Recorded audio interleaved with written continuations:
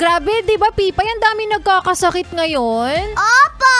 Naku, kapag ganyang mga nagkakasakit ba yung mga nakikinig, tsaka yung kids, tsaka yung mga adult like me, ano ba dapat ang iniinom nila? Uminom ng gamot, vitamins at kumain ng healthy food. Ang Pipay ba laging umiinom ng vitamins tapos kumakain ng mga masusustansyang pagkain? Opo! Oh, tingnan mo pero hindi rin talaga may iwasan na nagkakasakit talaga tulad ngayon. Pipay, ikaw may sakit ka ngayon, no? Opo! So, kumusta ka naman? Okay naman po. Gumagaling ka na? Opo! Very good, kasi nga si Pipay ay naniniwala sa kasabihang Pag kumain ng gulay, mahabang buhay. Hindi agad mamamatay ng maaga.